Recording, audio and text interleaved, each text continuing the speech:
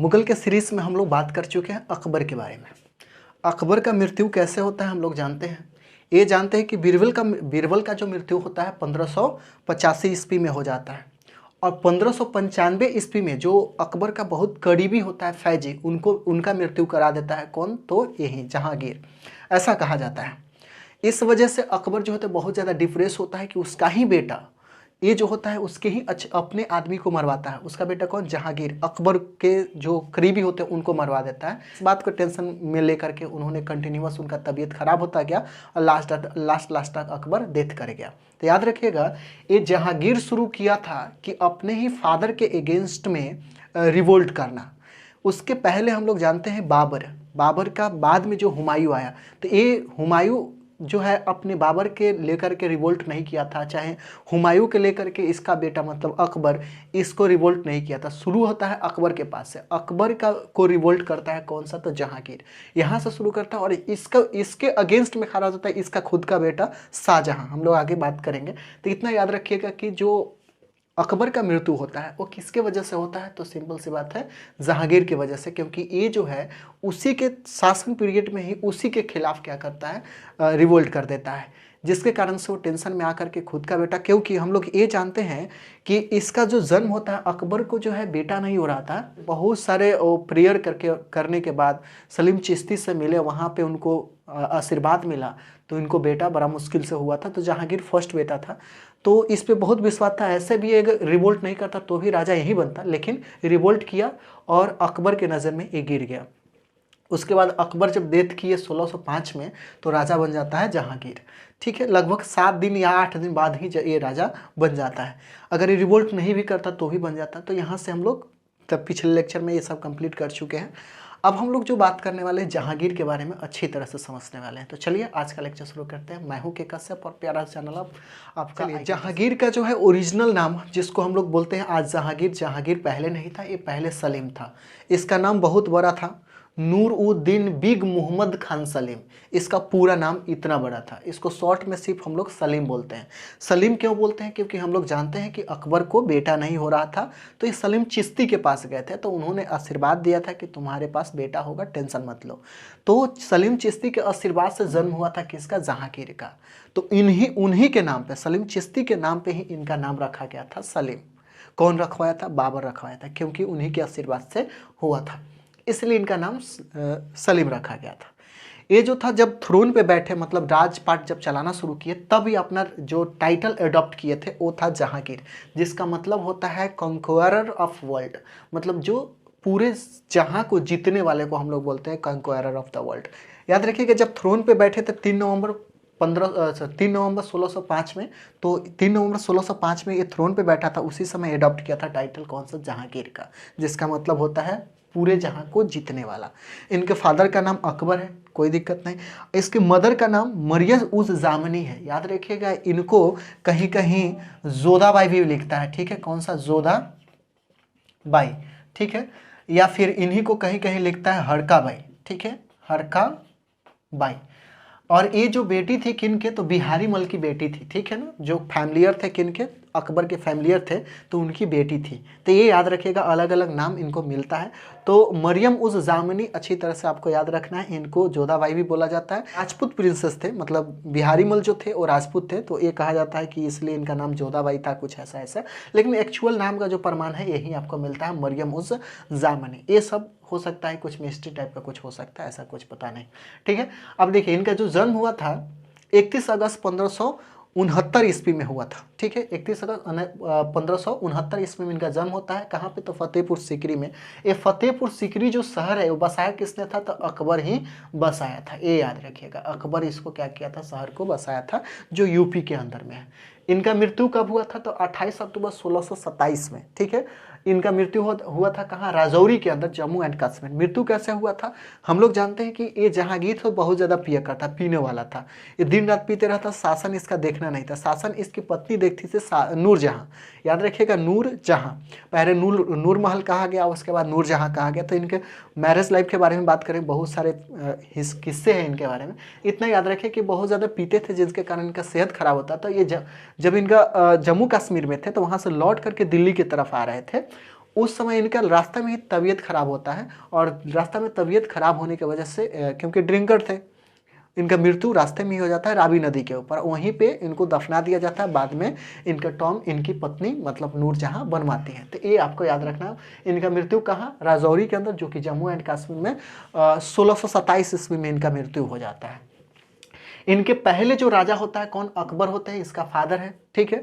और इसके बाद जो राजा बनते हैं, जहांगीर के जस्ट बाद जो राजा बनते हैं वो शाहजहां आपका राजा बनते हैं। चलिए इसके बाद और भी चलिए अब इससे आगे हम लोग बढ़ते हैं। इसमें पहला चीज़ याद रखिएगा, इल्डेस्ट सन ऑफ अकबर, ये अकबर का सबसे बड़ा बेटा होता है, हम लोग ये जानते हैं।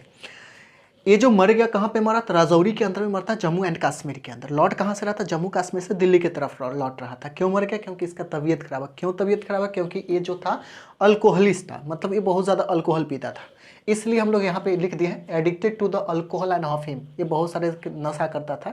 ये भी याद रखिएगा, एक जगत बाई थी जो इनकी पत्नी थी, बहुत सारे इसके पत्नी में से एक पत्नी जगत बाई भी थी। ये इतना दारू पीते थे कि इनके वजह से जगत बाई जो थे सुसाइड कर ली थे। तो याद रखिएगा, जगत बाई का नाम भी याद रखिएगा। जगत बाई इनकी पत्नी थी जो कि इनके पीने के वजह से वो सुसाइड कर ली थी। तो ये ऐसा क्वेश्चन बन सकता है, यह याद रखिएगा। इनको जो दफनाया गया था, हम लोग जानते हैं रावी नदी के ऊपर में, रावी नदी के आसपास में इनको डेथ किया था, वहाँ पे टेम्पोररी वहाँ पे दफनाया गया था। बाद में जो उनको वहाँ से ले करके लाहौर के अंदर में इनका टॉम बनाया गया, मतलब इसका कब्रगाह बनाया गया। कौन बनवाई? तो नूरजहां बनवाई, याद रखिएगा। नूरजहां को नूर उन निसा भी बोलते हैं, इनका ओरिजिनल नाम और भी है, मिहर उर निसा भी इनका नाम है। तो हम लोग जब इनका बात करेंगे जहांगीर का रिलेशन मैरिज लाइफ के बारे में, तो हम लोग बात करें नेक्स्ट, हम लोग बात करें मैरिज लाइफ ऑफ जहांगीर के बारे में, नेक्स्ट लेक्चर आपका होगा। तो ये याद रखिएगा। तो ये इनकी पत्नी के बारे में कुछ याद रख लीजिए। पत्नी इनके साहिब जमाल थी, मलिका जहान थी, नूर उन निसा थी, और भी जैसे जगत बाई बोला, ये सब इनकी पत्नी थे। बहुत सारे पत्नी थे। जो सबसे ज़्यादा फेमस आपको याद रखना है नूर उन निसा, मतलब नूरजहां के नाम से हम लोग जिनको जानते हैं। इनके बहुत सारे बेटा बेटी हैं, यह नाम लिख लीजिए। यहाँ पे जो नाम आपको इंपॉर्टेंट है, खुसरो का नाम याद रखना है, ठीक है। और दूसरा शाहजहां का नाम अच्छा तरह से याद रखना है। खुसरो का नाम इसलिए रखना है कि हम लोग जानते हैं शुरुआत कहाँ, जहांगीर अपने बाप के अगेंस्ट ही क्या रिवोल्ट कर दिया था। अब जहांगीर के अगेंस्ट फर्स्ट रिवोल्ट किया था वो था खुसरो, ठीक है ना। इसको एक बार नहीं 3 बार रिवोल्ट किया था जहांगीर के अगेंस्ट में, ठीक है। बाद में इसको इसका आंख फोड़ दिया जाता है, बहुत सारे इसको पनिशमेंट दिया जाता है। और ऐसा नहीं कि शाहजहां नहीं करता, शाहजहां क्योंकि सबसे इनका जितना भी बेटा है जहांगीर का, सबसे अव्वल जो कहा जाता है शाहजहां को। इसलिए कहा जाता था कि शाहजहां अगर कोई नहीं रिवोल्ट करता या कुछ भी रिवोल्ट करे या ना करे तो नेक्स्ट राजा जहांगीर के बाद शाहजहां को ही बनाया जाता। लेकिन क्या किया, खुसरो जिस तरह से रिवोल्ट कर रहा था तो ये देखकर शाहजहां डर गया। शाहजहां डरने की वजह से ये भी रिवोल्ट कर दिया कि कहीं राजपाट वो न ले ले, इसलिए ये भी अपने फादर के अगेंस्ट में रिवोल्ट किया। बाद में इसको लोग समझाया कि तुम क्यों परेशान हो रहे हैं, कि इसी तरह राजपाट तो तुम ही को मिलने वाला है।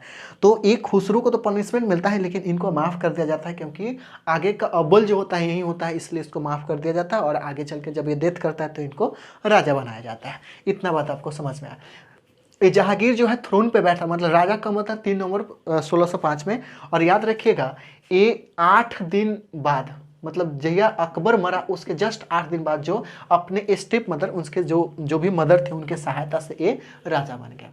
ये फेमस जो थे एक जंजीर ए अदल के नाम से, जंजीर ई अदल, ठीक है ना, ये नाम याद रखिएगा, जंजीर ए अदल, इनके नाम से ये फेमस था। ये चैन ऑफ जस्टिस इंग्लिश में बोलते हैं। इन्होंने क्या किया था, आगरा के जो किला है उसके बाहर में इन्होंने एक जंजीर लगाया और उस पर बहुत सारे घंटी लगा दिया।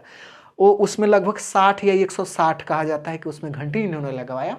और जो भी बाहर से किसी भी फरियादी को कह सकते, किसी को किसी तरह का प्रॉब्लम हो रहा है तो वहाँ पे आकर उसको बजाता था, तो घंटी का आवाज़ डायरेक्ट इनके पास पहुँचती थी, इनके महल तक पहुँचती थी। तो महल तक पहुँचती थे तो इनको पता चल जाता था कि कोई है जो कि पुकार रहा है, तो उनको बुलाया जाता था। उसी समय इनको क्या किया जाता था, उसको शट आउट किया जाता था। इसलिए इसके नाम से इन्होंने फेमस है। तो इनका कह सकते हैं कि जो जहांगीर था अपने एडमिनिस्ट्रेशन को लेकर के बहुत ज़्यादा फेमस रहा। उसमें एडमिनिस्ट्रेशन को लेकर के खासकर ए जंजीर इर अदल के नाम से जो था, इनके लिए कुछ ज़्यादा ही फेमस इन्होंने कहा। और एक चैन ऑफ जस्टिस याद रखिएगा, इन्होंने क्या घंटी लगवाया, कोई भी बजाता था तो इनको सुनाई देता था, तो वहाँ से उनको बुलाया जाता था और उनको इंसाफ किया जाता था। इनके वजह से इनके जो प्रोविंस थे, वहाँ के जो लोग थे, वहाँ के जो प्रशासन थे, ज़्यादा गलती नहीं करते थे, क्योंकि डायरेक्ट राजा के पास में लेकर के जाया जाता था। इसलिए एडमिनिस्ट्रेशन के नाम से भी एडमिनिस्ट्रेशन के नाम से भी इनको जाना जाता है। ये क्योंकि पियक्कर थे, इस बात को यहाँ मैं लिख दिया हूँ। ये एक अपना बुक लिख रहे थे, ये याद रखिएगा, ये ऑटोग्राफी है, ठीक है ना, ऑटोग्राफी। इन्हों अपने से क्योंकि पढ़े लिखे थे, तो ये अपने लाइफ के बारे में लिख रहे थे, जिसका नाम था तुझ ए जहांगीरी, ठीक है, तुझ ए जहांगीरी। जब मर गए तो इनको कंप्लीट करने वाला मोतबिंद खान, ठीक है, मोतबिंद खान इसको कंप्लीट किया था। लिखना शुरू कौन किया था, तो याद रखें खुद ही ये तुझ ई जहांगीरी को लिखना शुरू किए थे। जब ये मर गए तो इनको कंप्लीट करने वाला था कौन सा, मोतबिंद खान, इनको एक कंप्लीट किया था। यहाँ तक आपको बातें समझ में आई होगी। इसके बाद जो हम लोग बात करेंगे जहांगीर का जो मैरिज लाइफ के बारे में, किस तरह से कहानियाँ चलती हैं वो सब, क्योंकि बहुत सा नूरजहाँ को लेकर के बहुत सारी कहानियाँ अलग अलग चलती हैं, तो इसको समझेंगे। उसके बाद इसी के दरबार में जो है हम लोग जानते हैं कि हॉकिंस आया था, उनका रिलेशन किस तरह से है, वो सारी चीज़ एक सेपरेट वाइज आपको लाइन बाय लाइन आपको प्रोवाइड कराएंगे। तो इसमें इतना ही, फिर मिलते हैं नेक्स्ट वीडियो में। जब तक एंजॉय करें और पढ़ाई करें।